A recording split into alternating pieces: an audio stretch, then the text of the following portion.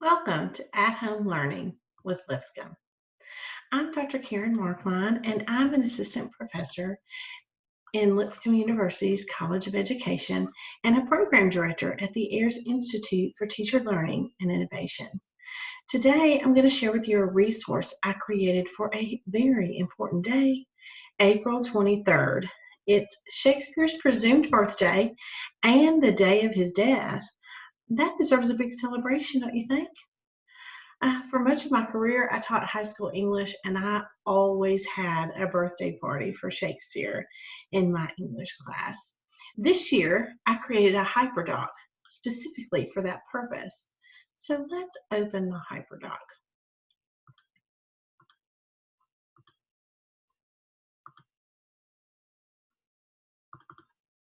So a hyperdoc really is just a fancy way for a student to be able to go through a particular topic at his or her own pace.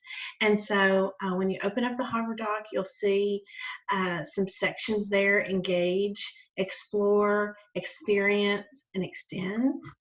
And I started with these links. If you're interested in the College of Education or the Ayers Institute for Teacher Learning, there's some links there for you to learn more. Now, in the first section, in the Engage section, you're encouraged to just learn about the Folger Shakespeare Library's largest birthday party for Shakespeare in history. So there's a link there to learn more about that. And there's also a link to this brief biography of Shakespeare's amazing life. Then you go to the Explore section. And here, you're encouraged to explore some places that were really important during Shakespeare's time. So there's some houses in the first link that you'll do a virtual tour of his birthplace, Anne Hathaway's cottage, that's his wife, and some other important places in Stratford.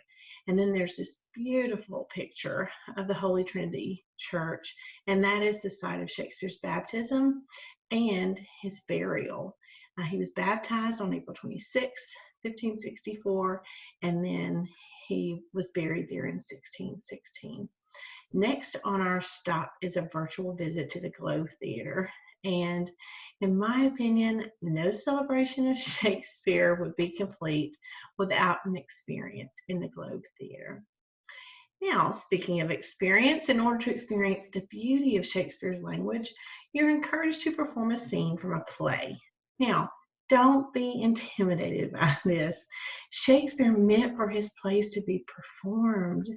He would probably be shocked to know that people are sitting around reading and writing about and studying his plays. He really wanted his plays to come to life. So I put a link there to some short, entertaining summaries of some of the most famous plays, and it's a really fun way to get started. So after you read a scene out loud, then you're encouraged to explore some sonnets. And I put a list there of the top 10 by popularity, the top 10 sonnets. And so you could do that, or you could go to the link and just have a sonnet read to you. The language is just so beautiful. And there's also a resource there to understand the punctuation that Shakespeare used. The last thing in the Explore section is to watch a Kenneth Branagh film. Now, Branagh is an incredible Shakespearean actor and a critically acclaimed producer. And some of the movies on this top 10 list are not Shakespeare content, but they're still really good. My favorite Branagh Shakespeare is Branagh's Hamlet. That's my personal favorite. But critics have made much ado about Branagh's version of Much Ado About Nothing. And then after you explore, you're encouraged to extend your celebration by writing your own sonnet. In my classes, we always wrote a birthday sonnet. We had fun using iambic pentameter and exploring the rhyme scheme of the Shakespearean sonnet. There's a link there that explains the framework of that sonnet. I think it would also be fun to try to incorporate some of the words that Shakespeare is credited with inventing. You'll see there that I was inspired to make this list by an article that I saw in thoughtco.com that just listed like 5 things you could do to celebrate Shakespeare's birthday at home.